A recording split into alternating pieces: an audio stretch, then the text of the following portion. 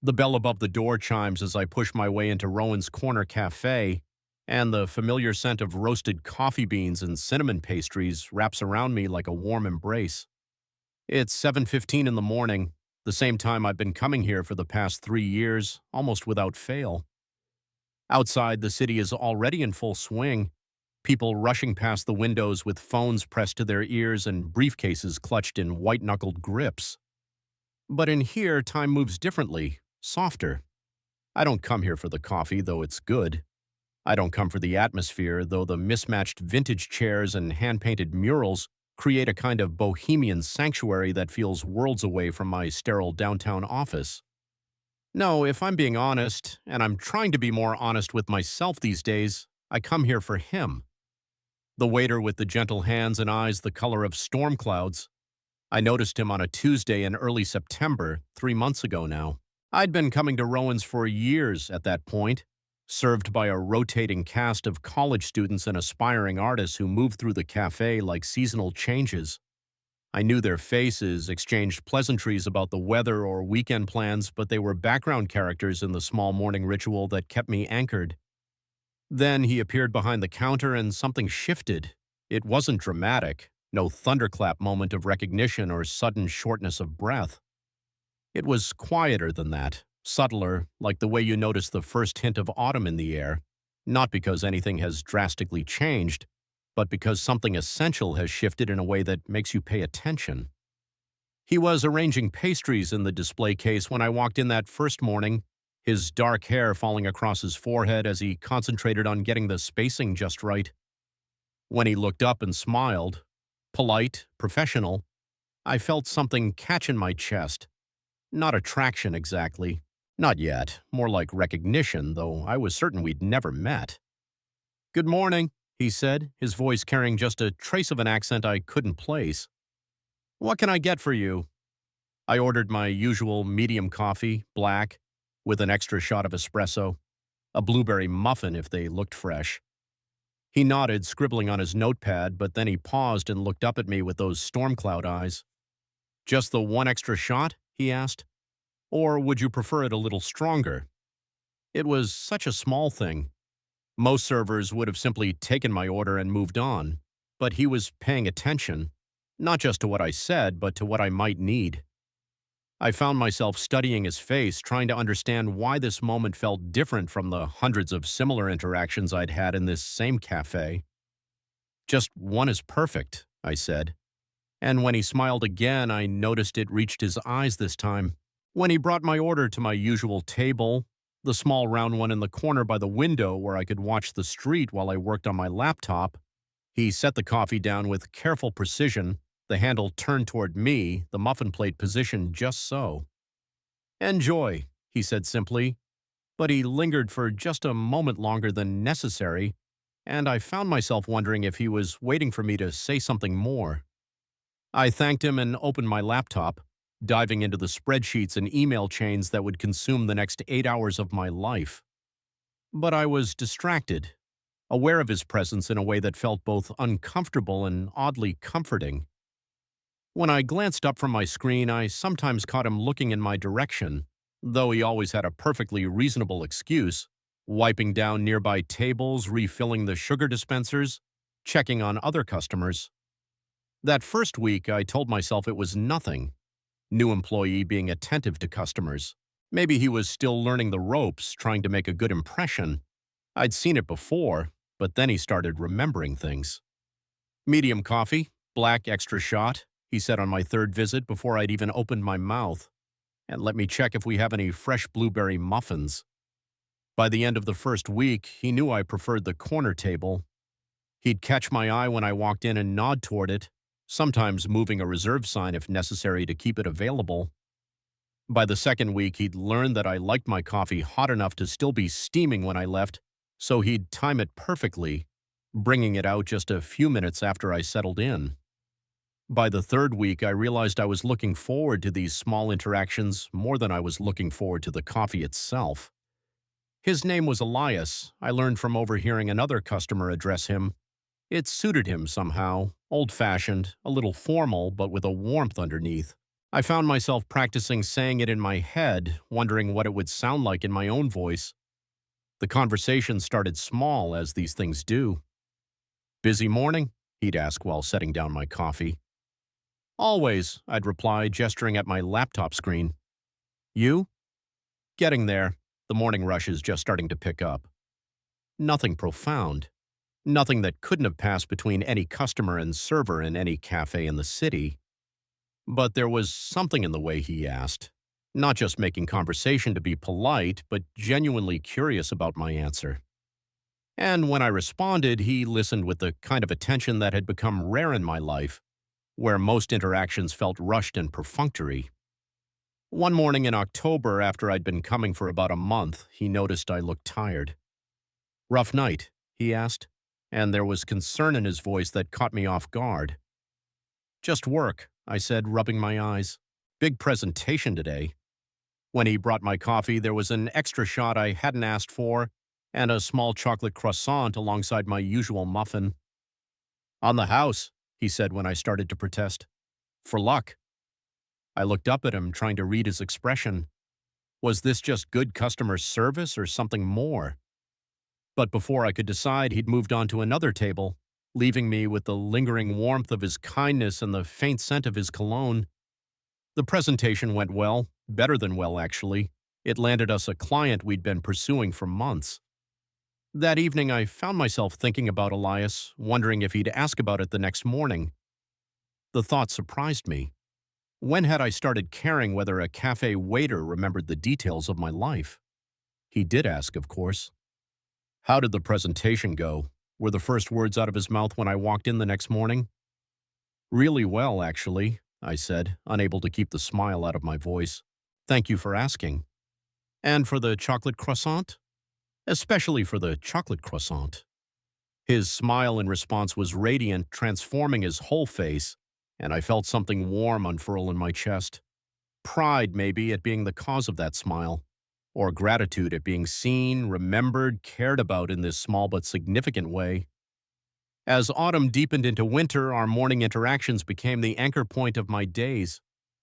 I'd wake up thinking about what we might talk about, what small observations we might share. I learned that he was taking evening classes in literature at the community college, that he'd moved here from Portland 2 years ago, that he read voraciously, always carrying a different paperback in his back pocket, which he'd pull out during quiet moments to read a paragraph or two. I learned that he noticed things, not just about me, but about all his regular customers. Mrs. Chen, who came in every Tuesday and Thursday for green tea and always asked about his classes.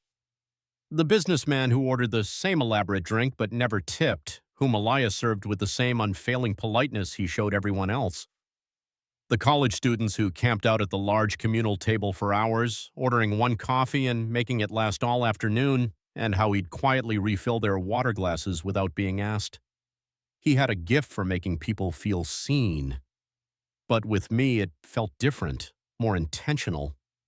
He started remembering increasingly specific things, that I preferred my coffee just hot enough that I could drink it right away, not scalding, that I liked the blueberry muffins but only when they were fresh from the morning batch, that I always chose the corner table not just for the view but because the afternoon sun hit it at just the right angle for working on my laptop. One morning in November, I arrived to find my usual table occupied by a woman with a stack of textbooks and a determined expression. I hesitated in the doorway, unsure whether to wait or choose somewhere else, when Elias appeared at my elbow. "She's been there since we opened," he said quietly. "Midterms, but I kept the table by the bookshelf free. It gets the same afternoon light, and it's quieter." He'd been thinking about my preferences, planning ahead for my comfort. The realization sent a flutter of something through my stomach that I wasn't quite ready to name. The new table was perfect, and I told him so when he brought my coffee. "I pay attention," he said, and there was something in his tone that made me look up from my laptop. Our eyes met and held for a moment longer than casual conversation required, and I felt my pulse quicken. "I can see that," I said, and my voice came out softer than I'd intended. He smiled, not the polite professional smile he gave other customers, but something warmer and more private, and moved on to the next table. But I could feel the echo of that moment for the rest of the morning, like the lingering warmth of sunlight on skin. It was around this time that I started to acknowledge what was happening. Not just the obvious things, the way I looked forward to seeing him, the way our conversations had become the best part of my mornings, the way I found myself thinking about him at odd moments throughout the day. But the deeper currents underneath all of that, the way my heart rate picked up when I saw him smile, the way I'd started taking more care with my appearance in the mornings, choosing shirts that fit well and making sure my hair looked deliberately casual rather than just tired, the way I'd begun to linger longer at the cafe, timing my departure to coincide with lulls in the morning rush when he might have a moment to chat, the way I'd started paying attention to his schedule, learning which days he worked and adjusting my own routine accordingly. I was developing feelings for him, not just attraction, though there was certainly that, a growing awareness of the way his jeans fit his lean frame, the way his sleeves rolled up over surprisingly muscular forearms, the way he'd push his hair back from his face when he was concentrating, but something deeper than physical attraction. I was falling for his kindness, his attentiveness, the gentle competence with which he moved through his work. The problem was, I had no idea if he felt the same way. Our interactions, while warm and increasingly personal, still lived within the bounds of a customer-server relationship. He was friendly with everyone, remembered details about other regulars' lives, went out of his way to make people feel welcome. Maybe what felt special to me was just him being good at his job. But then there were moments, small, fleeting, easy to dismiss as wishful thinking, that suggested otherwise. The way his hand would linger when he set down my coffee cup, his fingers brushing mine for just a fraction of a second longer than necessary. The way he'd lean in slightly when I spoke as if he didn't want to miss a single word. The way he'd sometimes pause in our conversations, his eyes searching my face as if he were trying to work up the courage to say something more. The way he'd started bringing me little extras without being asked. A second sugar packet when he noticed I'd been stirring longer than usual, a napkin when I was eating something particularly crumbly, a glass of water during the afternoon heat waves that had stretched unexpectedly into late autumn. One morning in early December, I arrived to find him looking frazzled. The cafe was busier than usual. The pre-holiday rush combined with a delayed train that had dumped twice as many commuters into the neighborhood as normal. Every table was full, there was a line at the counter, and Elias was the only server working the floor while his colleague handled the espresso machine. I caught his eye as I joined the line, and he gave me a quick, apologetic smile that somehow conveyed both stress and genuine pleasure at seeing me. When I finally made it to the front, he was already reaching for a to-go cup. "Let me guess," he said, multitasking as he rang up the customer ahead of me. "Medium coffee, black, extra shot, and you're going to have to take it to go because there's nowhere to sit." "Actually," I said, "I was thinking I might just head to the office early today, give you one less thing to worry about." He paused in his movements and looked at me fully for the first time that morning. "You don't have to do that." "I know. But you're swamped, and I can work just as well from there." Something shifted in his expression, surprise, maybe, or gratitude. "That's really considerate of you." "Besides," I said, trying to keep my tone light, "I'll still need my coffee fix tomorrow." "Tomorrow's my day off, actually," he said, and I felt an unexpected stab of disappointment. "But I'll be back Thursday." Thursday. I filed that information away, already mentally rearranging my schedule. "Then I'll see you Thursday." When he handed me my coffee, his fingers wrapped around mine for just a moment, warm and steady. "Thank you," he said, and the way he said it, soft and sincere, made it clear he wasn't just talking about my order. That afternoon, I found myself thinking about the moment over and over, not just the hand-holding, though that had sent electricity up my arm and left me distracted for hours, but the vulnerability in his voice when he'd thanked me. The way he'd looked at me like I'd done something genuinely meaningful by offering to leave early. Was I reading too much into it? Probably, but there had been something there, hadn't there? Some recognition that we'd moved beyond the boundaries of casual acquaintance into something more tender. Thursday couldn't come fast enough. When I walked into the cafe that morning, Elias was arranging flowers in a small vase on the counter, white roses mixed with eucalyptus, simple and elegant. He looked up as the door chimed, and his whole face lit up when he saw me. "You came back," he said, and there was something almost shy in his voice. "I said I would." "I know, but—" He trailed off, suddenly busying himself with the flowers. "How was your day off from here?" "Productive but boring," I said. "How was yours?" "I miss this place more than I expected to." He was looking at me as he said it, not at the cafe around us, and I felt my breath catch. "The flowers are beautiful," I said, partly to fill the silence and partly because they were. "My neighbor has a garden," he said. "She brings me cuttings sometimes when she knows I'm working. Says the place could use more life." "She's right. They brighten up the whole counter." He smiled, ducking his head in a way that made him look younger. "Coffee? Please?" As he prepared my order, I found myself watching the careful way he moved, the unconscious grace in his movements.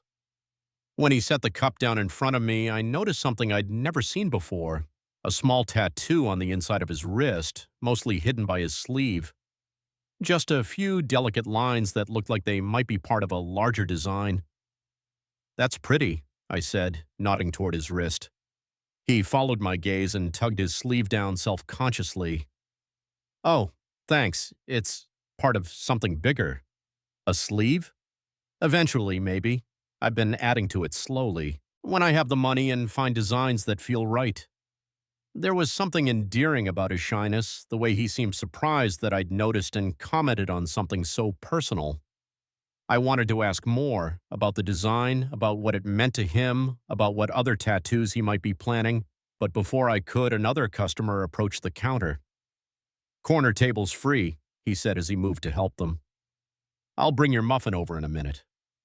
I hadn't ordered a muffin, but I didn't correct him. Instead, I settled into my usual spot and watched him work. He moved with increasing confidence as the morning progressed, and I realized that in the months I'd been coming here, I'd watched him grow more comfortable in this role. When he'd first started, there had been a tentative quality to his service, a constant checking and double-checking with the other staff. Now he moved with the easy competence of someone who'd found his rhythm.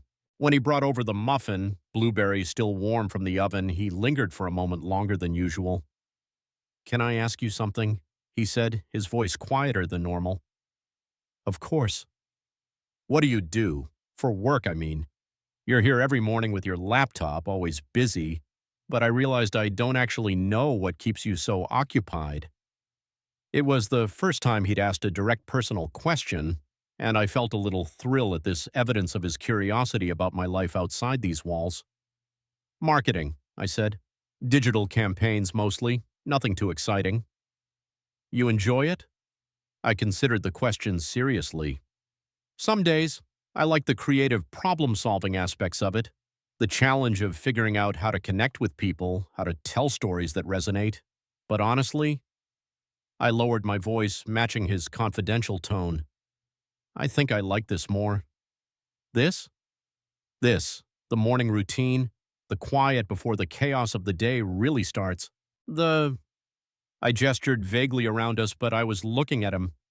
"The familiarity of it." He smiled, and there was something almost relieved in his expression. "I know what you mean. There's something comforting about routines, isn't there? About having constants in your life." "Exactly." We looked at each other for a moment, and I felt the weight of all the things we weren't quite saying yet. Then another customer called for his attention, and the moment dissolved. But something had shifted. We'd moved into new territory, more personal questions, more vulnerable admissions. I found myself wondering what he'd ask next, what other small intimacies we might share. Over the following weeks, our conversations continued to deepen. I learned that he'd majored in English literature but had never quite figured out what to do with the degree, that he'd moved here partly for school and partly to escape a relationship that had ended badly, that he wrote poetry in his spare time but was too shy to show it to anyone. I told him about my own creative frustrations, the novel I'd been working on for 3 years without finishing. about my family back in Ohio and how I'd moved here for work but stayed for the sense of possibility the city offered, about the loneliness of urban life and how rare it was to find genuine human connection in a place where everyone was always rushing somewhere else. "You don't seem lonely," he said one morning, and there was something wistful in his voice. "Don't I? You seem self-contained, I guess, like you've figured something out that the rest of us are still working on." I laughed, but not unkindly. "Trust me, I haven't figured anything out. I'm just good at looking like I have my life together." Maybe that's the same thing. Maybe, but it's exhausting sometimes, the performance of having everything under control. He nodded, and I could see understanding in his eyes. I get that. The service industry is basically professional performance art, always being on, always cheerful and helpful and accommodating, even when you don't feel like it. Especially then. There was something in his tone that made me look at him more carefully. "Bad day?" He shrugged, but I could see tension around his eyes that hadn't been there before. "Just people can be demanding, and I'm tired of pretending that their rudeness doesn't affect me."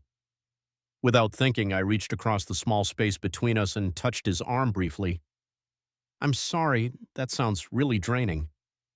The contact was brief, barely a second, but I felt the warmth of his skin through his sleeve, and when I pulled back, he was looking at me with an expression I couldn't quite read.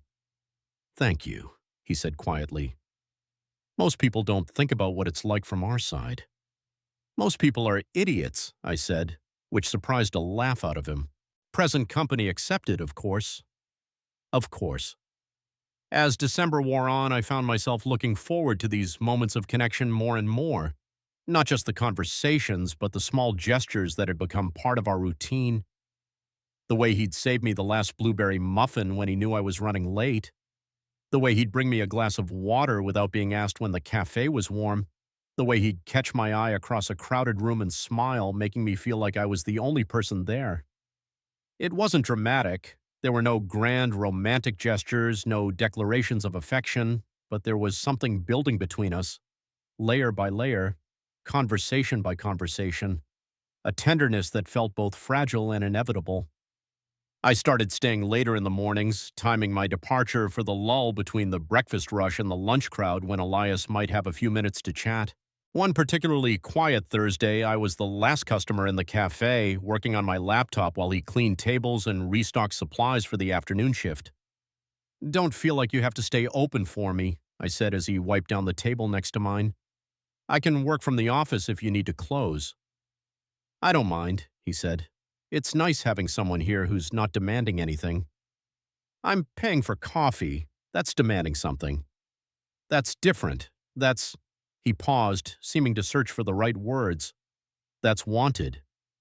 The way he said it, soft and a little hesitant, made my heart skip. There was something in his voice that suggested he wasn't just talking about coffee service. "Wanted how?" I asked, even though part of me was afraid of the answer. He stopped wiping the table and looked at me directly. For a moment, we just looked at each other, and I felt the air between us grow heavy with possibility. "I don't know," he said finally. "I just know that this place feels different when you're here. Better." My mouth went dry. "Elias." But before I could figure out what to say next, the bell above the door chimed as his afternoon replacement arrived for their shift. The moment broke, and Elias stepped back, suddenly busying himself with his cleaning supplies. "I should let you get back to work," I said, closing my laptop perhaps more quickly than necessary. "Yeah, yeah." As I packed up my things, I was acutely aware of him moving around the cafe, suddenly awkward in a way that made my chest ache. Had I pushed too hard, read too much into what was probably just friendliness? But as I headed for the door, he called my name softly. I turned back, and he was standing behind the counter, holding something small in his hands. He cleared his throat. "I made something for you. It's probably stupid, but—" He held out a small piece of paper, folded in half. When I opened it, I found a poem written in his careful handwriting. It was about morning light and quiet moments, and the way small kindnesses could change the shape of a day. It was beautiful and tender and unmistakably about us. about these months of gentle interaction. Elias, I breathed. I know it's weird, he said quickly. I know I'm just your waiter and you probably don't think about this place when you're not here, but I wanted you to know that these mornings matter to me, that you matter to me. I looked up from the poem to find him watching me with an expression of vulnerable hope that made my heart turn over in my chest. Can I tell you something? I said. He nodded. I don't come here for the coffee. His eyebrows drew together in confusion. What? I mean, the coffee's good, but that's not why I come here every morning. I come here because… I took a breath, committing to the truth. Because you're here. Because you remember how I like my coffee and you ask about my presentations and you make me feel like someone worth paying attention to. The smile that spread across his face was radiant, transforming his entire expression. Really? Really. And this poem is beautiful. Thank you for sharing it with me. I have more, he said, then immediately looked embarrassed. I mean, if you'd ever want to read them. I would love to read them. We stood there smiling at each other like idiots, and I felt lighter than I had in months. The afternoon server was watching us with barely concealed amusement, but I found I didn't care. I should go, I said finally. But tomorrow, I'll be here. Good. That evening I read his poem probably a dozen times, memorizing the shape of his handwriting, the rhythm of his words. It was good, better than good. There was real skill there, real artistry. But more than that, there was honesty. He'd laid himself bare in those few short stanzas, and I felt honored to be trusted with something so personal. The next morning, I arrived at the cafe with a small wrapped package in my hand. When Elias saw me, his face lit up with a kind of uncomplicated joy that made me want to be the cause of that expression every day for the rest of my life. Good morning, he said, and there was something different in his voice, warmer, more open. Good morning, I brought you something. I handed him the package, trying not to let my nervousness show. Inside was a slim volume of poetry by a writer I thought he might like, along with a bookmark I'd made from cardstock and ribbon. Nothing elaborate, but chosen with care. You didn't have to do this, he said, but he was already unwrapping it with careful fingers. I wanted to, I thought. After yesterday, after you shared your poem with me, I wanted to return the gesture. He opened the book to the page where I'd placed the bookmark, and I watched his face as he read the inscription I'd written on the bookmark itself. For Elias, who sees people truly, thank you for seeing me. When he looked up, there were tears in his eyes. This is perfect, he said. Thank you. The bookmark is from scratch, I said, suddenly feeling shy. I know it's not much, but I wanted to make something since you made something for me. It's beautiful. I love the colors you chose. We looked at each other across the counter, and I felt the same charged atmosphere I'd felt the day before, but softer now, less fraught with uncertainty. Coffee? He asked, but his voice was gentle, almost tender. Please. As he prepared my order, I found myself studying his profile, the concentration on his face as he worked. When had this happened? When had I fallen so completely for this gentle, observant man who made poetry out of quiet moments? When he brought my coffee to the corner table, he lingered again, and this time I was ready for it. Elias, I said. Yeah? Would you like to have dinner sometime, when you're not working? The smile that crossed his face was answer enough, but he said, I would love that, anyway. Good. When are you free? Tomorrow's my day off. Perfect. Do you know Marcello's, the Italian place on Elm Street? I know it. 7 o'clock? 7 o'clock. As he walked back toward the counter, I couldn't keep the smile off my face. We had a date. After months of careful conversation and growing connection, we were finally going to spend time together outside these familiar walls. The rest of the morning passed in a pleasant haze. Every time our eyes met across the cafe, we smiled at each other like we were sharing a secret, which I supposed we were. But as much as I was looking forward to our dinner, I was also nervous. What if the magic that existed between us in this space didn't translate to the outside world? What if we ran out of things to talk about without the comfortable structure of his work shifts and my morning routine? I needn't have worried. Dinner was perfect. Not perfect in a flawless movie scene way, but perfect in all the ways that actually mattered. We talked for 3 hours, the conversation flowing as naturally as it did at the cafe, but with more depth, more intimacy. I learned about his childhood in Portland, the garden his mother kept, the way he'd always been drawn to quiet, beautiful things. He learned about my undergraduate years, the creative writing classes that had sparked my love of storytelling, the way I'd chosen my career more for stability than passion. I always thought you seemed like someone who'd rather be writing, he said over dessert. What gave it away? The way you watch people. Writers watch people differently than other people do, like you're always collecting stories. He wasn't wrong. I had been watching him for months, collecting the small details that made him who he was, building a story around our interactions that I'd been too afraid to believe might be mutual. What about you? I asked. Do you want to do something with your poetry? Someday, maybe. Right now, I'm still figuring out what I want to say. Can I tell you something? Always. What you gave me yesterday, that poem. You already know what you want to say.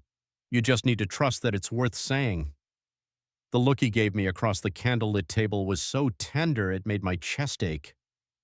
After dinner, we walked slowly back toward the neighborhood where the cafe was located, neither of us quite ready for the evening to end. The December air was crisp but not unpleasant, and the city seemed quieter than usual, muffled by the promise of snow. Thank you, he said as we reached the corner where we'd need to part ways. For tonight and for everything.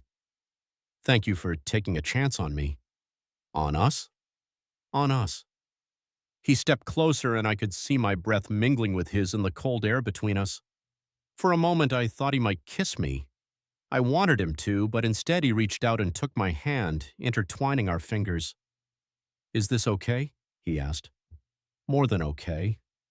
We stood like that for a long moment, hands clasped, looking at each other in the amber glow of the streetlight. It felt like a promise, like the beginning of something I'd been waiting for without realizing it. I'll see you Monday, he said. You'll see me Monday. He squeezed my hand once before letting go, and I watched him walk away until he disappeared around the corner.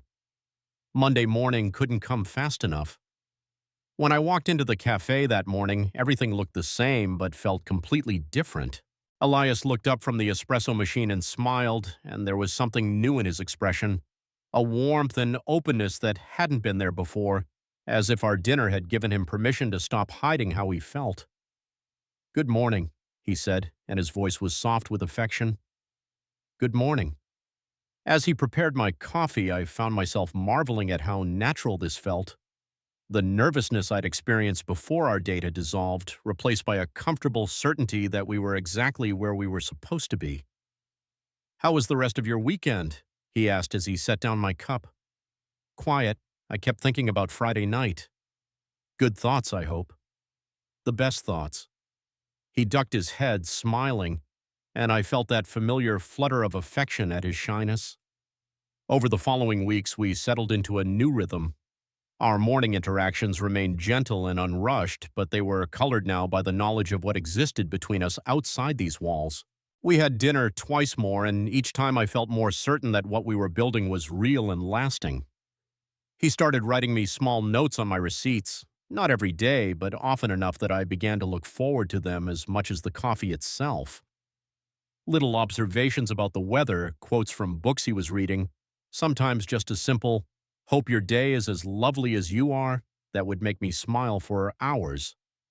In early January, on a particularly cold morning when the cafe was nearly empty, he brought me my coffee and lingered longer than usual. Can I ask you something? He said. Always.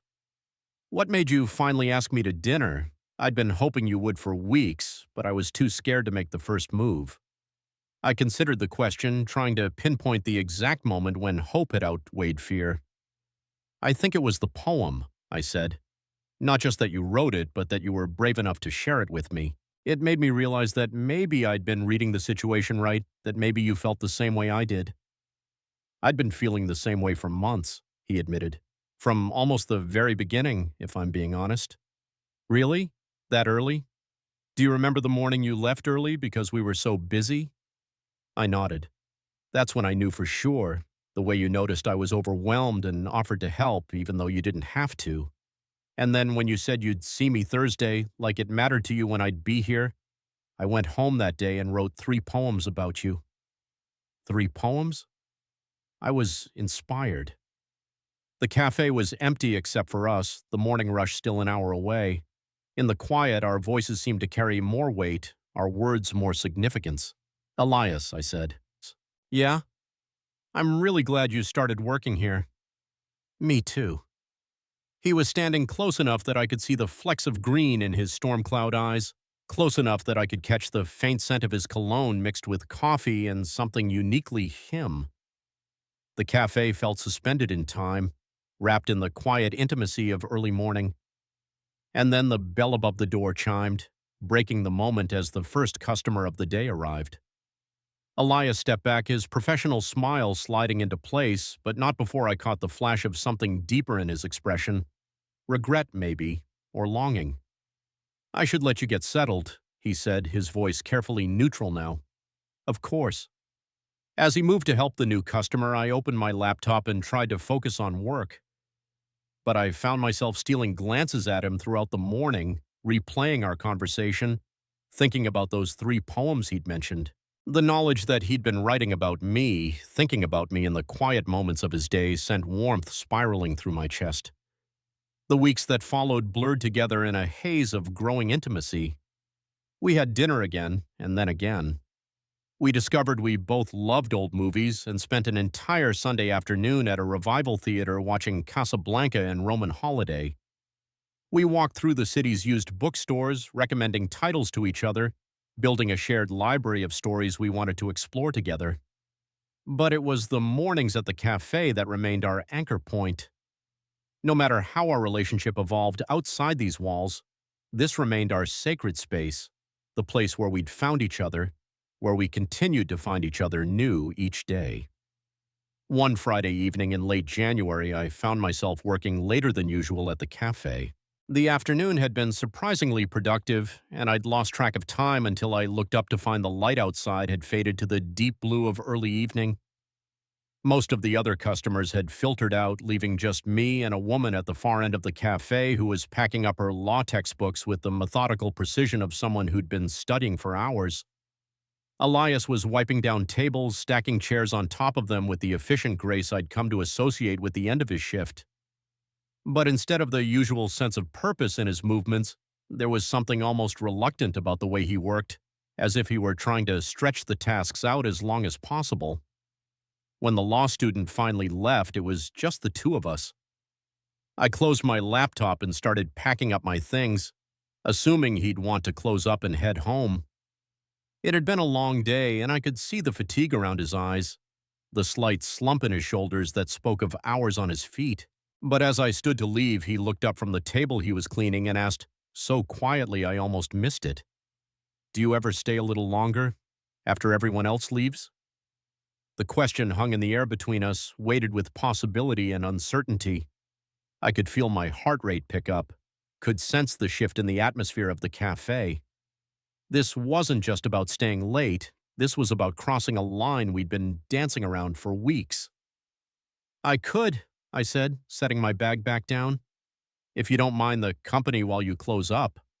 Something in his expression relaxed, as if he'd been holding his breath.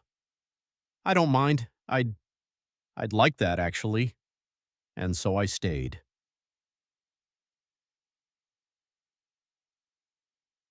Part 2, the cafe felt different in the gathering dusk. Without the constant hum of conversation and the hiss of the espresso machine, every sound seemed amplified, the soft thud of chairs being placed on tables, the gentle scrape of Elias's cleaning cloth against wood, the distant murmur of traffic from the street outside. The overhead lights had been dimmed to just the warm glow of the pendant lamps over the counter, creating pools of golden light that made the whole space feel intimate, almost sacred. I found myself moving without conscious decision, picking up empty cups from nearby tables, wiping down surfaces that had already been cleaned.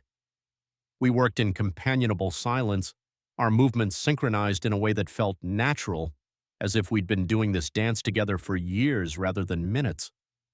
You don't have to help, Elias said, but there was no protest in his voice. If anything, he sounded grateful. I want to, I said, and realized it was true. There was something soothing about these simple tasks, about being useful in this space that had become so important to both of us. Besides, it goes faster with two people. He smiled, ducking his head in that way that made him look younger. My manager would probably have something to say about customers doing closing duties. Good thing she's not here then.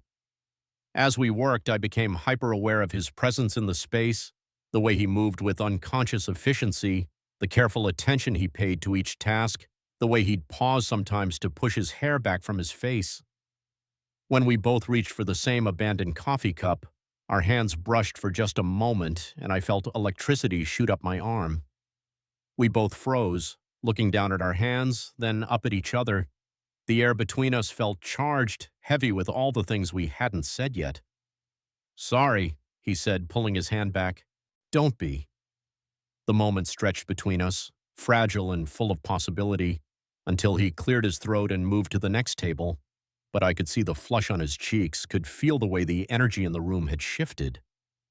"Can I tell you something?" I said as we worked our way toward the back of the cafe. "Always." I paused, trying to find the right words. "I notice you more than I should." He stopped wiping the table he'd been working on and looked at me directly. "What do you mean?" "I mean, I know which days you work without checking the schedule. I know you prefer the morning shift because you're more of a morning person. I know you read during your breaks, always paperbacks because they're easier to carry around. I know you take your coffee with just a splash of milk, no sugar.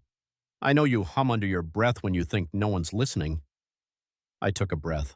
"I notice everything about you, and I tell myself it's just because I spend so much time here, but that's not really true, is it?" He was quiet for so long I started to wonder if I'd overstepped, revealed too much. But when he spoke, his voice was soft and honest in a way that made my chest tight. "I notice you too," he said. "More than I should. More than is probably appropriate for someone in my position." "Your position?" "Your waiter, someone who's supposed to be friendly and professional and nothing more." "Elias, I know what you eat for breakfast and how you like your coffee and what time you usually leave, but I also know that you tap your fingers when you're thinking hard about something. I know you always choose the corner table not just because of the light, but because you like having your back to a wall when you're working. I know you get this little line between your eyebrows when you're concentrating, and you push your hair back when you're frustrated." He was moving closer as he spoke, the cleaning cloth forgotten in his hands. "I know you're kind to the servers, even when you're having a bad day. I know you tip well, even when the service is slow. I know you helped that woman carry her stroller up the steps last week when she was struggling with her baby and her bags." His voice dropped even quieter. "I know all these things about you, and I remember them all, and I think about them when I'm not here." My heart was racing. "Do you?" "I remember your order, your seat, your habits. But what I didn't know was if you remembered me the way I remembered you." The honesty in his voice, the vulnerability, made me want to close the distance between us entirely. But something held me back, the sense that this moment was too important to rush, too precious to risk breaking with the wrong move. "I do," I said simply. "I remember everything." We stood there looking at each other across the small space between us, and I felt the weight of all the mornings we'd spent dancing around this connection, all the careful conversations and meaningful glances and moments of almost contact. "This is probably a terrible idea," he said, but he was smiling as he said it. "Probably. I could lose my job if anyone found out I was getting involved with a customer." "Are you getting involved?" He stepped closer, close enough that I could see the way his pulse was jumping in his throat. "I think I already am." The air between us felt electric, charged with months of restrained attraction and growing affection. I wanted to reach out and touch his face, to close the distance between us entirely. But before I could move, we heard the jangle of keys at the front door. We sprang apart, Elias grabbing his cleaning supplies and busying himself with a table that was already spotless while I fumbled for my bag, trying to look casual. My heart was hammering against my ribs, and I could see that Elias's hands were shaking slightly as he wiped down the already clean surface. "Sorry," called a voice from the front. "Just forgot my jacket." It was Maya, one of the afternoon servers. She appeared in the main seating area, scanning the hooks by the door where staff sometimes hung their personal items. "Hey, Elias, working late?"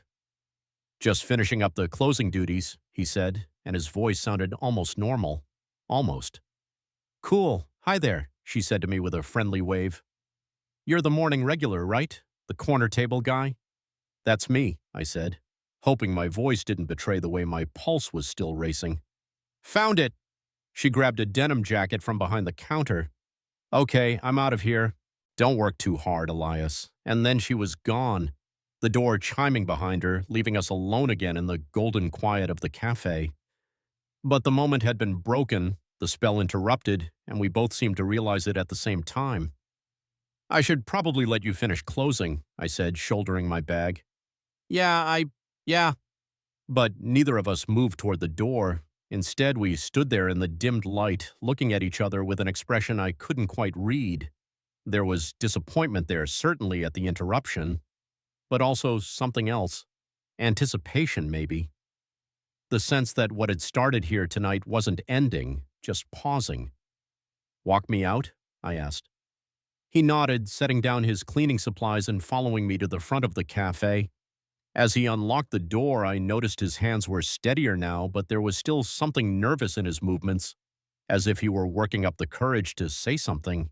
The evening air was crisp but not unpleasant, carrying the scent of approaching rain and the faint aroma of food from the restaurant down the block. The street was quieter than usual, most of the neighboring shops already closed for the night, their windows dark except for the security lights that cast long shadows on the sidewalk.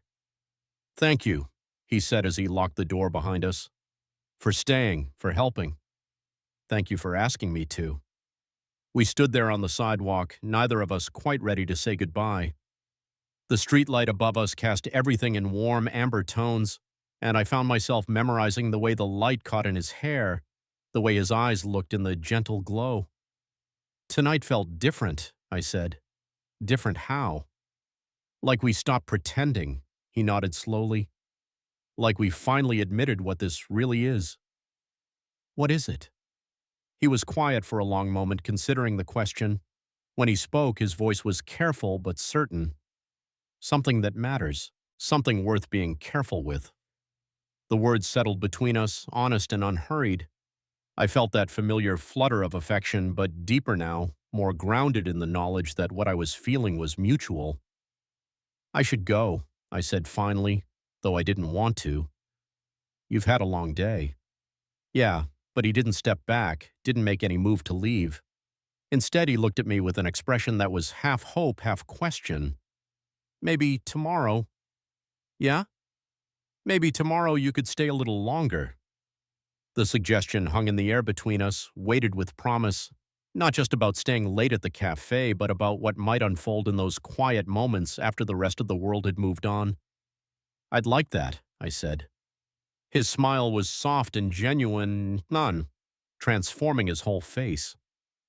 "Good. Good." For just a moment, I thought he might step closer, might reach out and touch my hand or my face. The possibility hung between us like a held breath. But instead, he took a small step back, maintaining the careful distance we'd been navigating all evening. "Good night," he said. "Good night, Elias." I turned and walked away down the quiet street, my footsteps echoing softly off the storefronts. At the corner, I glanced back to see him still standing under the streetlight, watching me go. The warm glow from the cafe windows spilled out onto the sidewalk behind him, creating a pool of golden light that seemed to hold him like a frame. He raised his hand in a small wave, and I waved back before turning the corner and disappearing from view.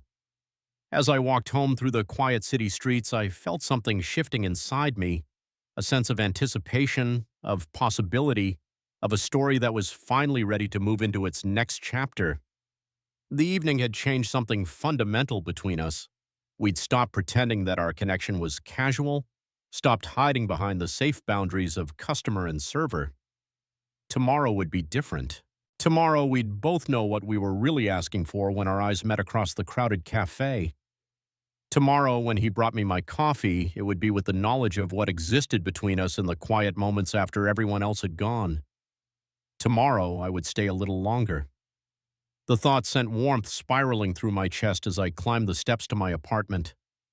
Behind me, the city hummed with its usual nighttime energy. Cars passing, people laughing as they spilled out of Bastillette, the distant sound of music from open windows. But I carried with me the memory of that golden-lit cafe, of Elias's careful hands and gentle voice, of the way he'd looked at me when he'd asked me to stay. Nothing about tomorrow would be the same.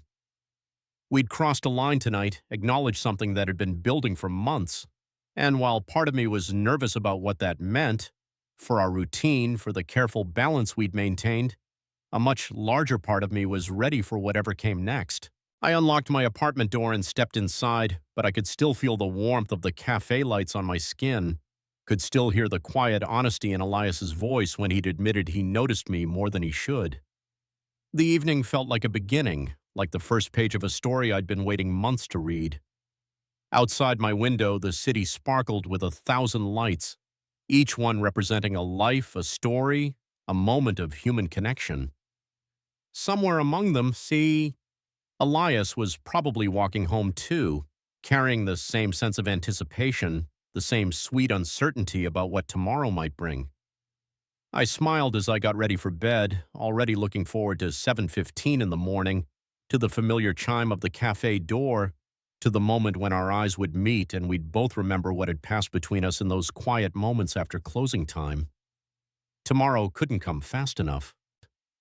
The next morning arrived gray and drizzly, the kind of January day that makes you grateful for warm, well-lit spaces and hot coffee. I found myself walking a little faster than usual toward the cafe, my umbrella dripping as I navigated the wet sidewalks. The anticipation I'd felt the night before had only intensified with sleep, and I was eager to see how things would feel between Elias and me in the light of day. Would it be awkward? Would we both retreat back into our safe professional boundaries? Or would we find a way to carry forward the honesty we discovered in those quiet evening moments? The bell chimed as I pushed through the door, and I was immediately enveloped by the familiar warmth of the cafe, the rich scent of coffee, the soft murmur of morning conversation, the gentle jazz music that always played at low volume from the speakers tucked discreetly around the room. Elias was behind the counter, his hair slightly damp from the rain, arranging pastries in the display case with his usual careful attention to detail.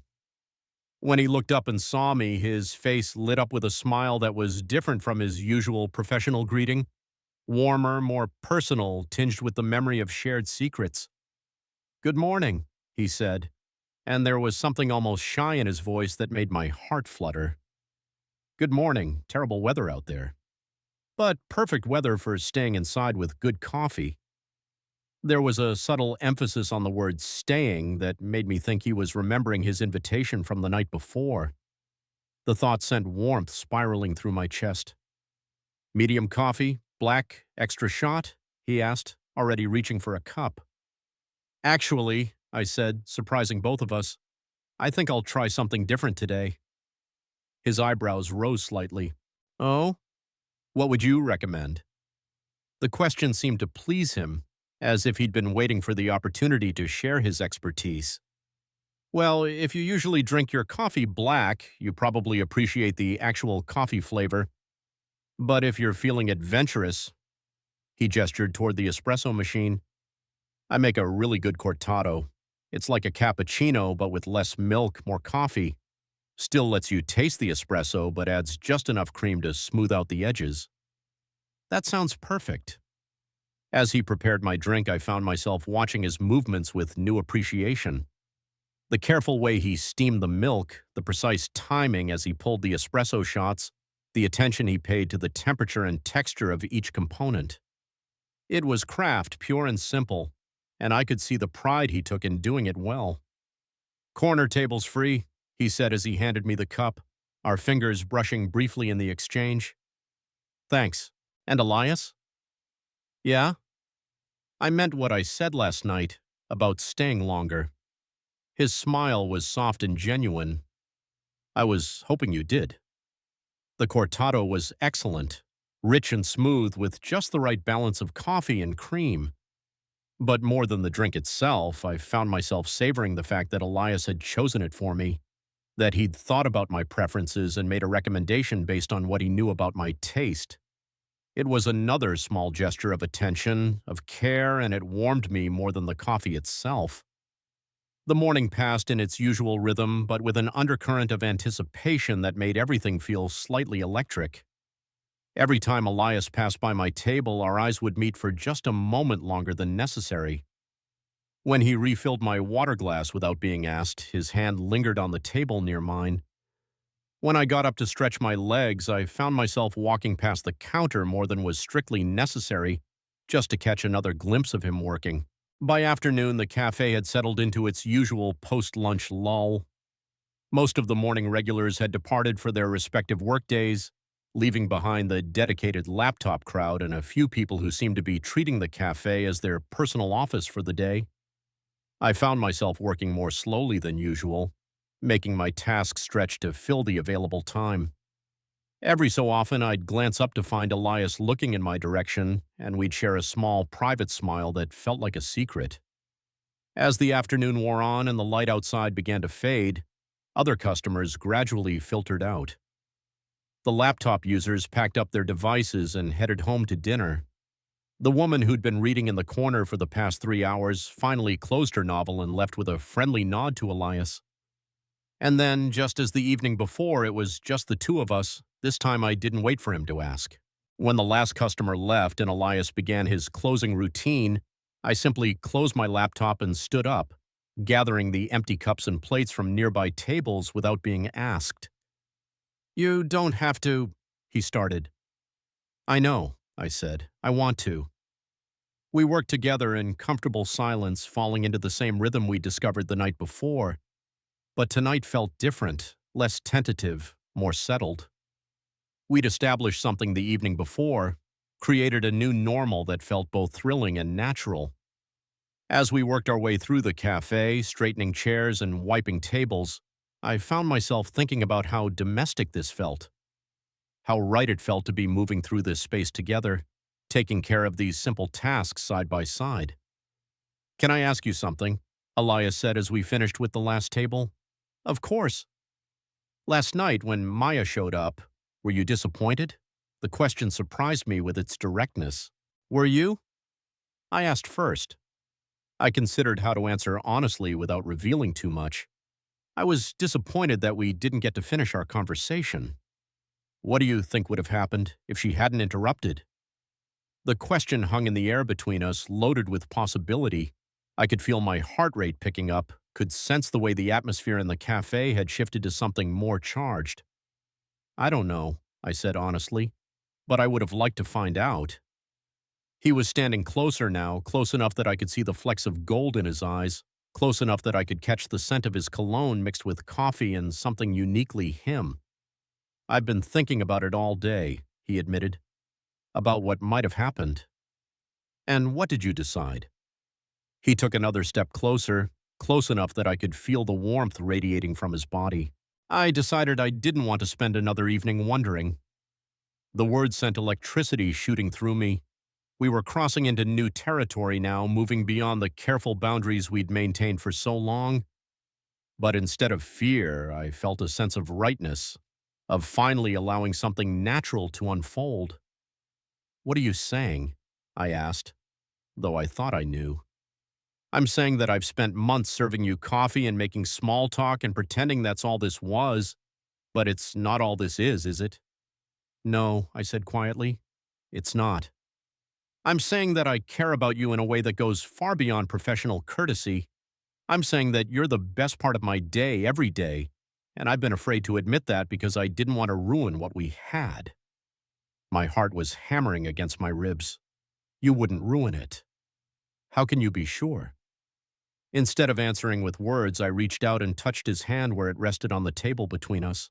His skin was warm and slightly rough from work, and I felt him go very still at the contact. Because I feel the same way, I said. For a moment, we just stood there, my hand covering his, both of us looking down at the point of contact as if we couldn't quite believe it was real. Then he turned his hand palm up and intertwined our fingers, and I felt something click into place in my chest. This is probably completely inappropriate, he said, but he was smiling as he said it. Probably. I could get in trouble if anyone found out. Then we'll be careful. He squeezed my hand gently. Is that what you want? To be careful, or do you want to see where this goes? The question was gentle but serious, and I could hear the vulnerability underneath it. He was asking for more than just physical contact. He was asking if I was willing to risk the comfortable routine we'd built in favor of something unknown and potentially complicated. I want to see where this goes, I said without hesitation. The smile that spread across his face was radiant, transforming his entire expression, and then slowly, carefully, as if he were afraid I might change my mind, he stepped closer. Is this okay? He asked, his free hand coming up to cup my cheek. More than okay. He leaned in slowly, giving me time to pull away if I wanted to, but I didn't want to. I wanted this more than I'd wanted anything in a long time. When his lips finally met mine, it was soft and tentative at first, a question more than a statement. But when I kissed him back, when I let my free hand come up to rest against his chest, he deepened the kiss with a quiet sound of satisfaction that sent heat spiraling through me. It was perfect. Not perfect in a fairy tale way, but perfect in all the ways that actually mattered. Gentle and honest and full of months of restrained longing finally allowed to surface. He tasted like coffee and mint, and he kissed me like I was something precious, something worth savoring. When we finally broke apart, we didn't step back. Instead, we stood there forehead to forehead, breathing the same air, hands still intertwined. I've been wanting to do that for so long, he whispered. How long? Months, since that morning you stayed to help when we were busy. That long? That long. I laughed softly, amazed by the timing. I've been wanting you to since the first time you remembered my coffee order without asking. Really? That early? That early.